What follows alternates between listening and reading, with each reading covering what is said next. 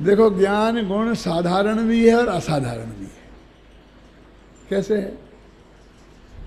साधारण तो इसलिए है कि सब जीवों में पाया जाता है, और असाधारण इसलिए है कि पुद्गलों में, धर्म द्रव्य में, अधर्म द्रव्य में, आकाश द्रव्य में नहीं पाया जाता। एक अपेक्षा साधारण और दूसरी अपेक्षा असाधारण, तो तीसरा नाम क्या हो गया?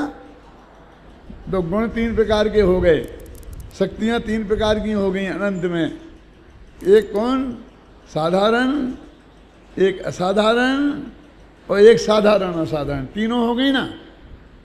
अब आत्मा में ऐसी शक्ति है कि जिसकी वजह से उस आत्मा में साधारण गुण भी रहते हैं, असाधारण भी रहते हैं और साधारण असाधारण भी रहते हैं। जो रह सकें एक साथ और उनको रहने में कोई दिक्कत नहीं हो, उसका नाम क्या है? साधारण असाधारण, साधारण असाधारण धर्मत्व शक्ति। इतना बड़ा नाम है उसका, और उसका सीधा सच्चा अर्थ है। मैंने भी रट के तो नहीं लाया हूं ना, लेकिन बिना देखे बोल दिया ना, उसमें कोई कठिनाई नहीं है। एक दफे जरा उपयोग लगाकर समझ लो, फिर आप ही बना सकते हो साधारण असाधारण। अब ये अपनी किताब में देखो, जैसे मैंने लिखा है ऐसे आप लिखोगे तो उसका नाम सही होगा। क्या इसमें ऐसी क्या विशेषता है? देखो, साधारण 1,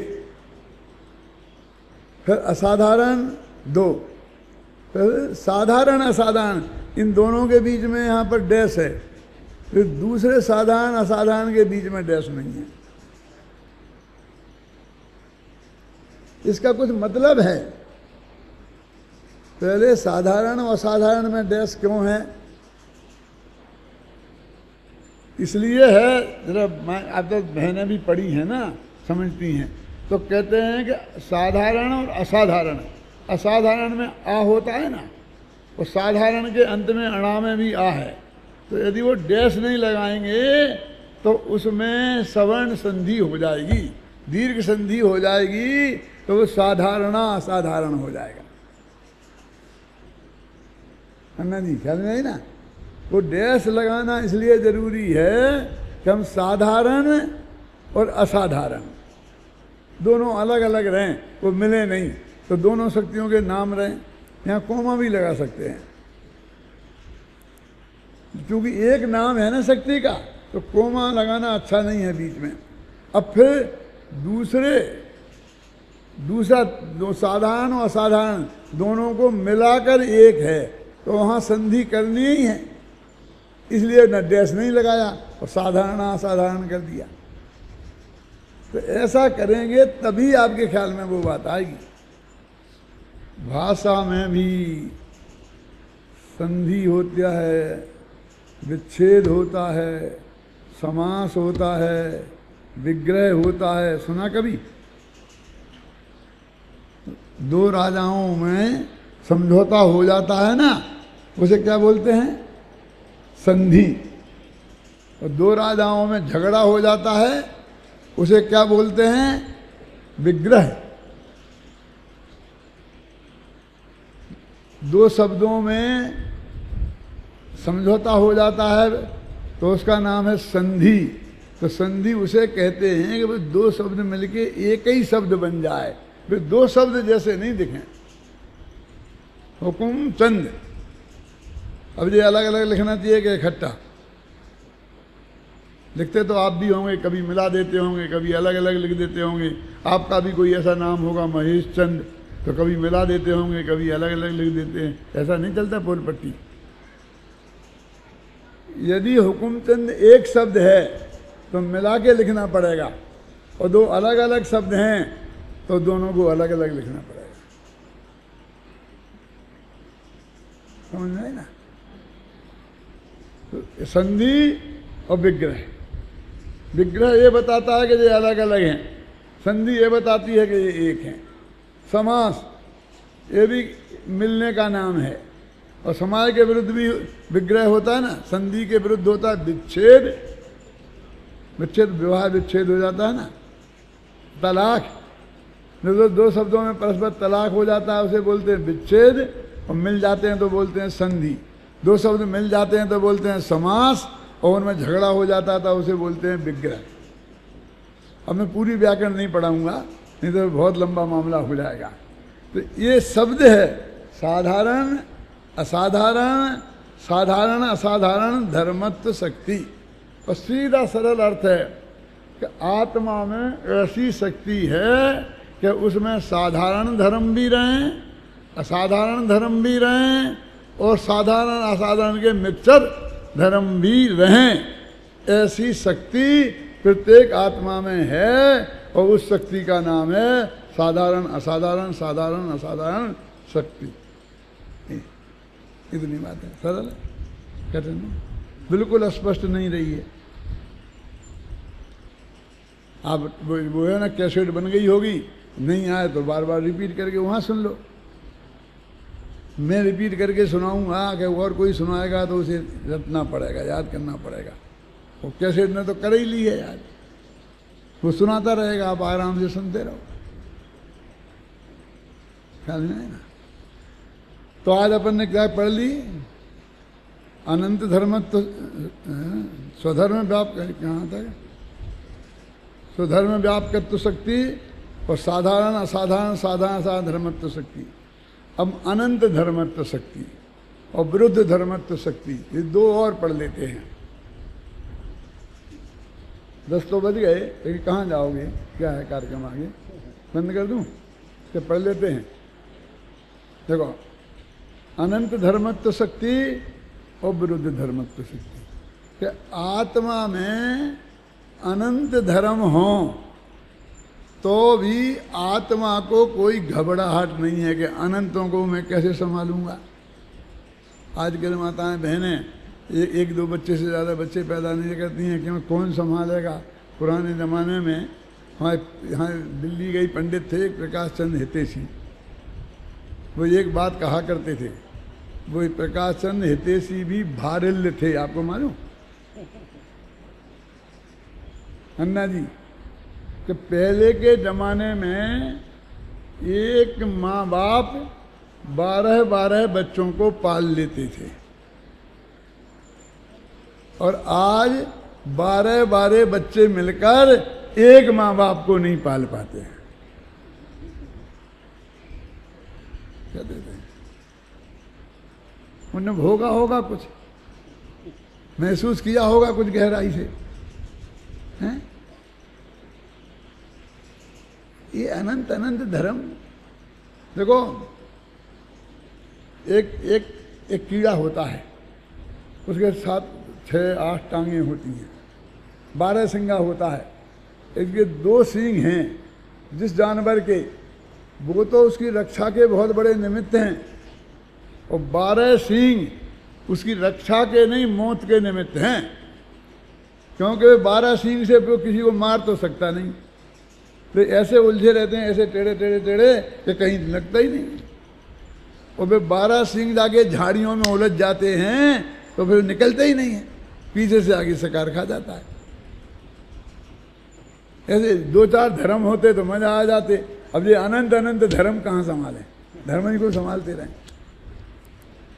ऐसी विकल्प किसी को हो, ऐसा चिंता हो कि अनंत धर्म आत्मा में कैसे रहेंगे, ये तो बहुत टेढ़ा काम है।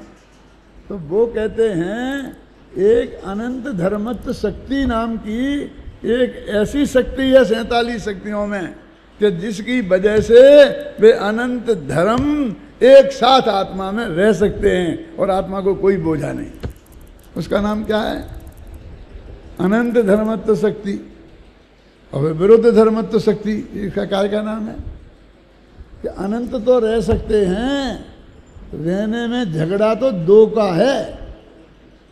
घर में 10 भाई भी रहें कोई दिक्कत नहीं है, लेकिन लड़ने वाले 2 भाई नहीं रह सकते।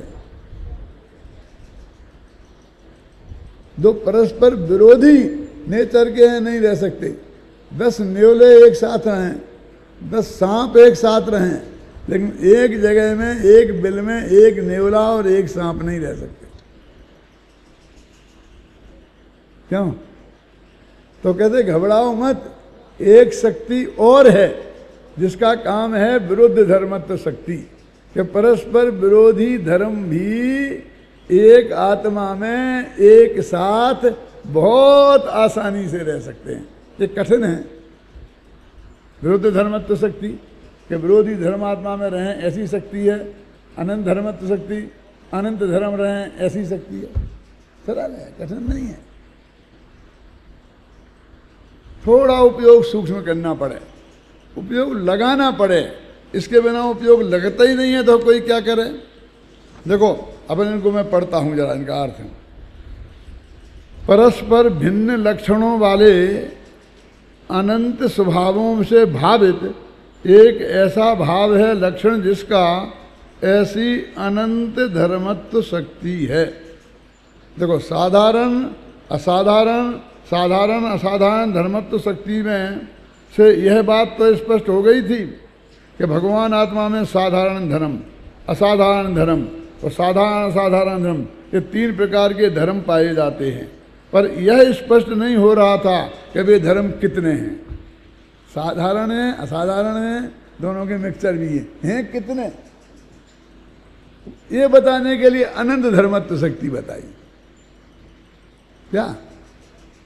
और वे धर्म अनंत रह सकते हैं, एक ही जाति के हों, एक ही दिशा के हों।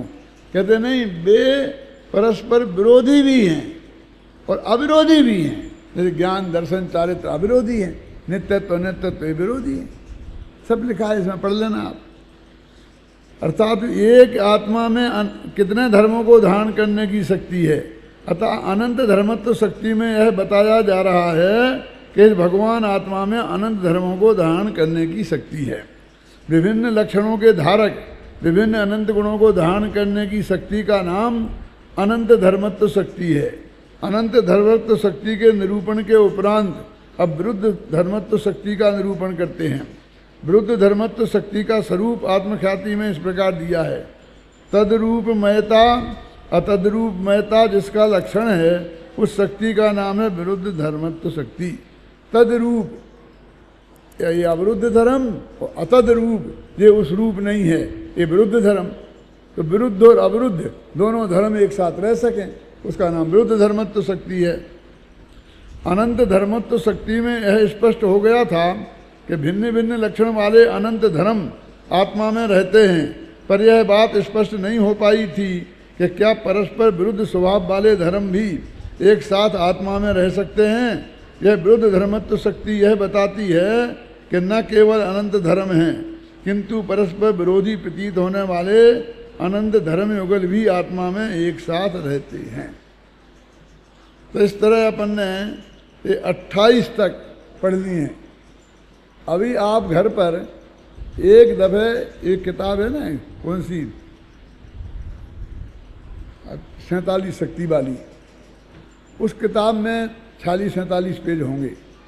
उन पेजों को पढ़ो तो बहुत समझ में आएगा, और नहीं तो इस समय सार में पढ़ो। इस समय सार में इसलिए बता रहा हूँ कि वे 47 पेज इसमें हैं, जो पुराना समय सार होगा उसमें नहीं होंगे। उसमें वो 2-3 पेजों में ही निपटा दिया है जयचंद जी छाबड़ा ने, क्या इसलिए वो किताब अलग छाप दी। कभी तुम्हें इतना मोटा पोथर ना कहाँ लिए फिरो। आजकल तो शास्त्र भी हमें बोझा लगने लग गए हैं। क्यों?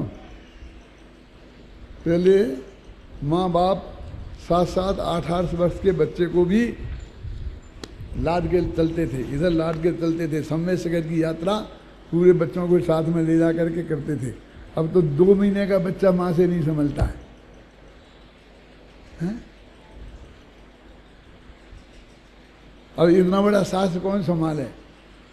तत्वा सूत्र है ना, तो वो 400 पेज से ज़्यादा का हो गया, इकट्ठा छापा तो दादा वो 800 ग्राम हो गया। तो मैं कहिए 800 ग्राम कौन ढोएगा?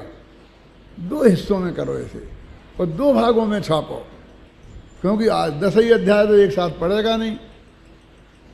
जब शुरू से 5 अध्याय पढ़ेगा तो आधा ले जाएगा, आधा घर में रखा रहेगा। फिर अगले पढ़ेगा तो वो 5 अध्याय ले जाएगा। पोर्टेबल बना के रखो, कि जिससे वो आसानी से ले जा सके। प्लेन में जाओ तो इतने से किलो से वजन ज़्यादा नहीं ले जा सकते, हम अपना 5 किलो वजन उठा नहीं सकते इस हाथ से, हर एक की ये हालत है। तो इसलिए वो कम वजन हो, ऐसे हम साधनों से इस चीज़ का हम अभ्यास करें तो अनंत धर्म कहाँ तक समेटें कि भाई तुम घबराओ मत, आत्मा में ऐसी शक्ति है कि वो अनंत धर्मों को संभाल लेगा, विरुद्ध धर्मों को संभाल लेगा, हैं। तो 28 तक अपन ने पढ़ लिया। इस समय सार परमागम है, संपूर्ण समय सार परमागम भेद विज्ञान का शास्त्र है और सारे जगत को एक तरफ और एक तरफ अपना भगवान आत्मा, इस तरह सारी जगत को 2 भागों में विभाजित किया, एक ओर राम और दूसरे ओर गांव।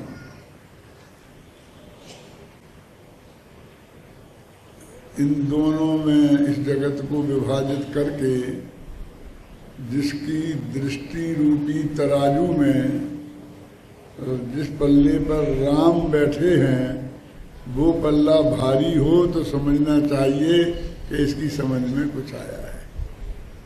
एक तरफ अकेला भगवान आत्मा और एक तरफ सारी दुनिया,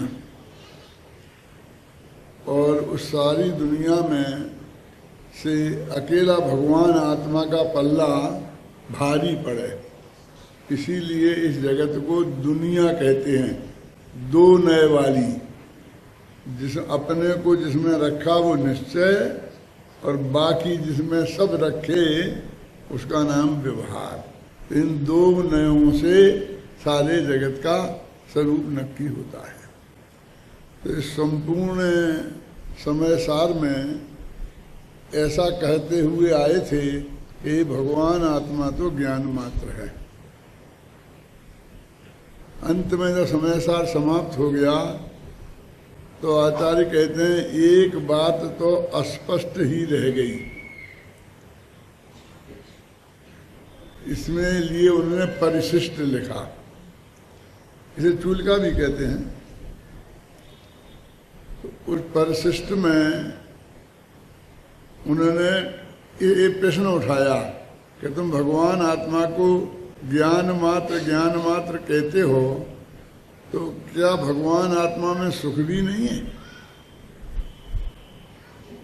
यानी सुख तो है, शक्ति नहीं है कि शक्ति भी है?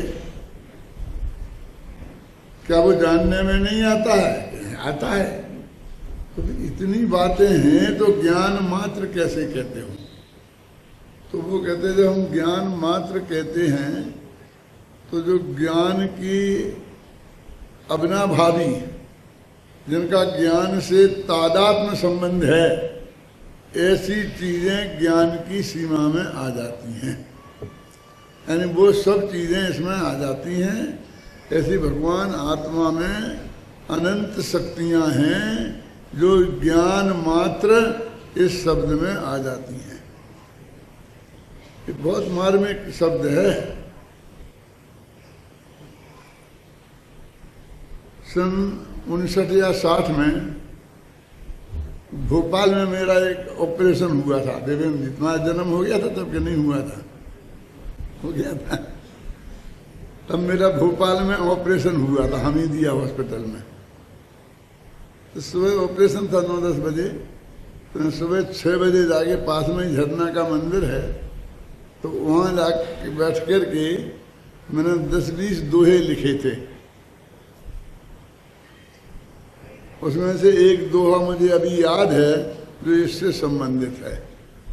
उसमें लिखा था, ज्ञान मात्र इस शब्द में है अनंत गुण व्याप्त, गायक भी कहते उसे प्रगट पुकारा आप्त। कि ज्ञान मात्र कहो तो उसमें अनंत गुण व्याप्त हैं, और उसका दूसरा नाम गायक भी है ज्ञान मात्र का। और ये बात जिनेंद्र भगवान ने कही है। यानी इतनी पुरानी चर्चा है ये, पूज्य गुरुदेव श्री की चलाई हुई, और जब से निरंतर इसकी चर्चा चलती रहती है कि भगवान आत्मा ज्ञान मात्र है कि अनंत गुणों का पिंड है। तो उन्होंने कहा नहीं, वो तो अनंत गुण हैं, वो ज्ञान मात्र में अनंत गुण आ जाते हैं, अनंत शक्तियाँ आ जाती हैं। तो उन्होंने कहा कि अनंत हैं तो गिनाओ, कि अनंत भी गिनाई जा सकती हैं क्या? तो अनंत नहीं गिनाई जा सकती हैं तो अनंत को जानेंगे कैसे? कहते जानी तो जा सकती हैं, लेकिन केवल ज्ञान के द्वारा। कि हमारे पास तो केवल ज्ञान है नहीं, कि कोई बात नहीं, तुम उन अनंत के नाम अलग अलग नहीं जानो तो नहीं जानो, लेकिन वे अनंत हैं इतना जान लो तो भी तुम्हारा काम हो जाएगा। कि क्या काम हो जाएगा? कि भगवान असम्म रस की प्राप्ति करनी है ना, हो जाएगी। उसको इतना ही जानना जरूरी है। सर्वज्ञ के ज्ञान में क्या क्या आता है समझे ना, ये हम भले ही ना जान पाए, लेकिन सर्वज्ञ भगवान के ज्ञान में सब कुछ आता है। ये जान लें तो हमने सर्वज्ञता को जान लिया, काम हो जाएगा। तो उन्हें कुछ तो बताओ। तो उन्होंने फिर 47 शक्तियां बताई, जिनका एक प्रकरण चल रहा है। अपन कहाँ से बात आरंभ करने वाले हैं उसकी पूरी पूर्व भूमिका मैं 5 मिनट में आपको बता रहा हूं। तो उन्होंने अब अनंत शक्तियों में मुझे पूज्य गुरुदेव श्री ने भी निकाली समय सार में से, तो 100 से ज्यादा निकाल दी थी। निकाली जा सकती हैं। वो कैसे निकाली जाती हैं उसकी भी तरकीब है। जैसे दूसरी गाथा में है ना, जीवत्व शक्ति है ना, निकाली।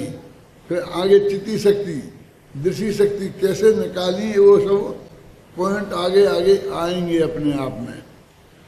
तो उन्हें 47 निकाली, शक्तियां भी 47 निकाली। और प्रवचन सार में जब परिशिष्ट लिखा तो नए भी भाग्य से 47 निकाले। उनके दिमाग में 47 का आंकड़ा कोई बखूबी चुभा हुआ था। 47 का कोई जोड़ था, क्योंकि 47 प्रकृतियां जो घातिया कर्म की हैं वो ही ये खतरनाक हैं।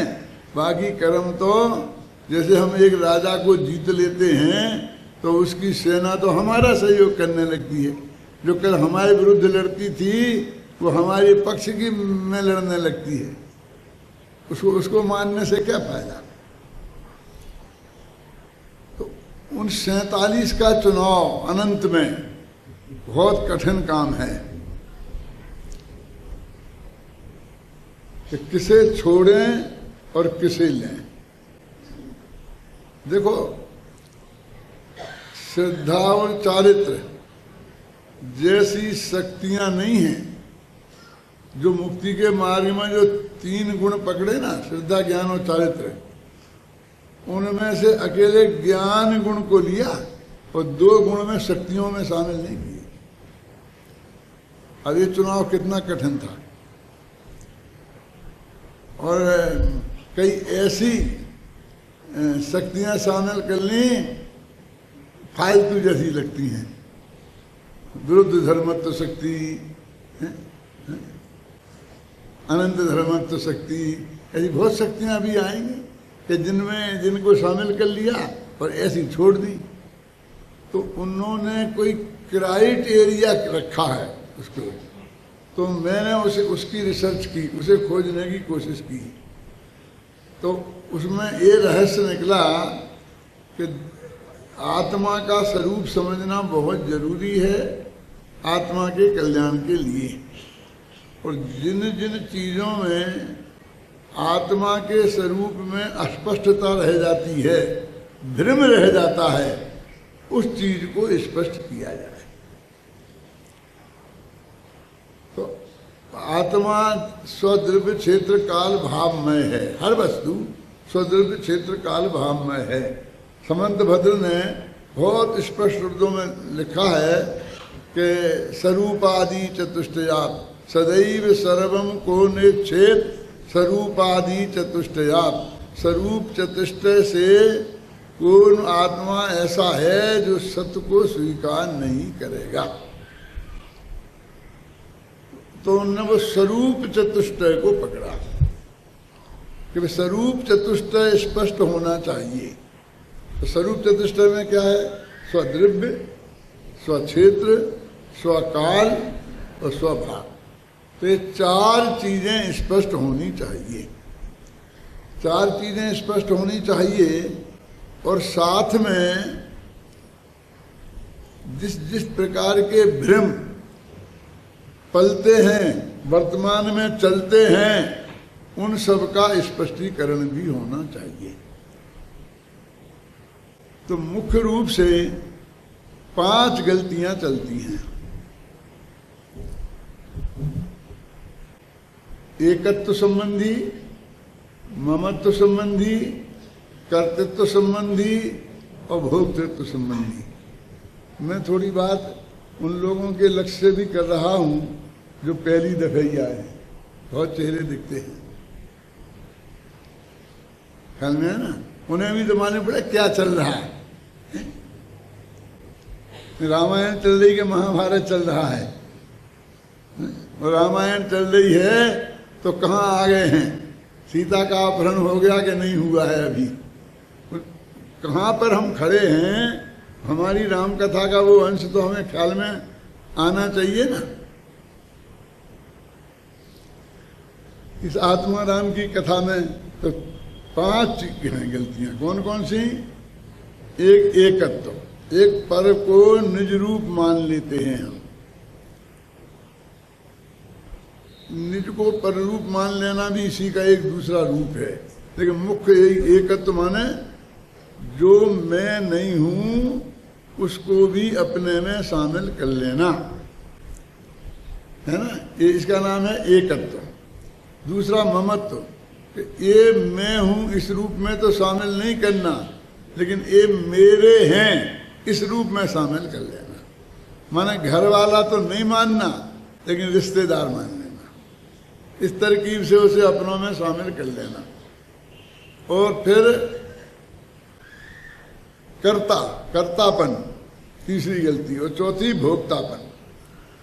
ये 4 गलतियां तो ये हैं, तो ये 4 गलतियों का स्पष्टीकरण होना चाहिए। इनमें कोई गलती नहीं रह जाए, नहीं तो सम्मा दर्शन नहीं होगा। और एक और इन सबसे बड़ी गलती है कि आत्मा पर को जानता है कि नहीं जानता। जैसे हम कहते हैं ना, पर मैं नहीं हूं, पर का मैं स्वामी नहीं हूं, पर का मैं कर्ता नहीं हूं, और पर का मैं भोक्ता नहीं हूं। ये 4 वाक्य निश्चय नए के हैं, परम सत्य हैं। सुनना, कौन कौन से? मैं पर रूप नहीं हूं, मैं पर का स्वामी नहीं हूं, मैं पर का कर्ता नहीं हूं, और मैं पर का भोक्ता नहीं हूं। अब इसी टोन में हम आगे बढ़ जाते हैं कि मैं पर का ज्ञाता नहीं। वहां थोड़ा मामला पलटना चाहिए था बसंत भाई।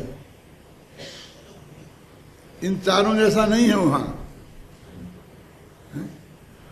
यहां इन 4 में तो ये गलती है कि मैंने पर में एकत्व किया कि मैं पर रूप हूं, ये गलत है। मैं पर का स्वामी हूं, ये गलत है। मैं पर का कर्ता हूं, ये गलत है। मैं पर का भोक्ता हूं, ये गलत है। और जहां जहां जिनवाणी में मुझे पर का कर्ता भोक्ता या स्वामी कहा गया है, वो सब व्यवहार नए का कथन है।